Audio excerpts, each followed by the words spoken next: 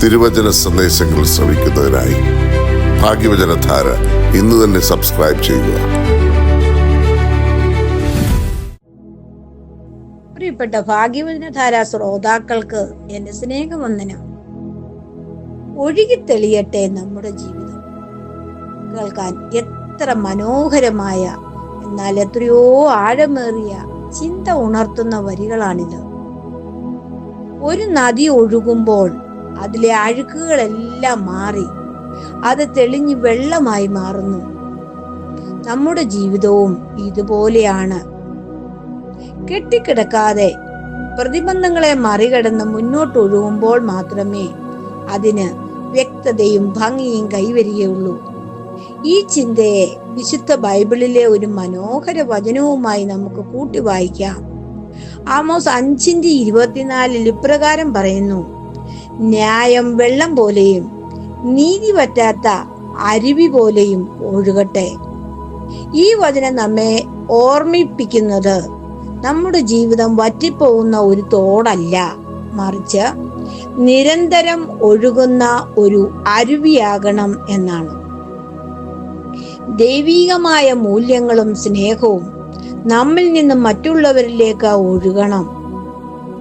നമ്മുടെ ജീവിതം ഒഴുകിത്തെളിയാൻ 3 കാര്യങ്ങൾ പ്രധാനമാണ്. 1. തടസ്സങ്ങളെ മറികടക്കുക. നദിയുടെ വഴിയിൽ പാറക്കല്ലുകൾ ഉണ്ടാവും, എന്നാൽ നദി ഒഴുകുന്നത് നിർത്താറില്ല. അത് കല്ലുകളെ ചുറ്റി മുന്നോട്ട് പോകും. ജീവിതത്തിലെ പ്രതിസന്ധികളെ തളരാതെ മുന്നോട്ട് പോകാൻ ഇത് നമ്മെ പഠിപ്പിക്കുന്നു. 2. ശുദ്ധീകരണം. കെട്ടിക്കിടക്കുന്ന വെള്ളം മലിനമാകും, എന്നാൽ ഒഴുകുന്ന വെള്ളം എപ്പോഴും ശുദ്ധമായിരിക്കും. വിദ്വേഷവും ദേഷ്യവും മനസ്സിൽ കെട്ടി നിർത്താതെ ക്ഷമയോടും സ്നേഹത്തോടും കൂടി മുന്നോട്ടൊഴുകുമ്പോൾ നമ്മുടെ ജീവിതം തെളിഞ്ഞു വരും. മറ്റുള്ളവർക്ക് തണലാകുക, അതാണ് 3ാമത്തെ പോയിന്റ്. ഒഴുകുന്ന നദി അതിന്റെ ഇരുവശങ്ങളിലുമുള്ള ജീവജാലങ്ങൾക്ക് ജീവൻ നൽകുന്നു. അതുപോലെ നമ്മുടെ ജീവിതവും മറ്റുള്ളവർക്ക് നന്മയും പ്രകാശവും നൽകുന്നതായിരിക്കണം.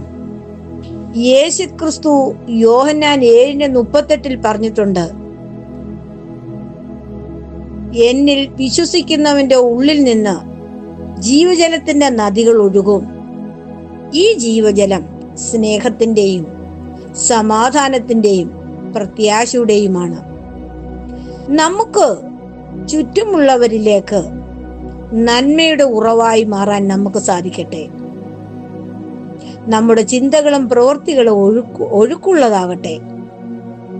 സങ്കടങ്ങളുടെ പാറക്കെട്ടുകളിൽ തട്ടി നിൽക്കാതെ പ്രത്യാശയോടെ മുന്നോട്ട് നീങ്ങി ദൈവകൃപയാൽ നമ്മുടെ ജീവിതങ്ങൾ ഒഴുകിത്തെളിയട്ടെ എന്നാശംസിക്കുന്നു. എല്ലാവർക്കും നന്മ വരട്ടെ. ഒരു ശുഭദിനം ആശംസിച്ചുകൊണ്ട് നിർത്തട്ടെ. നന്ദി, നമസ്കാരം.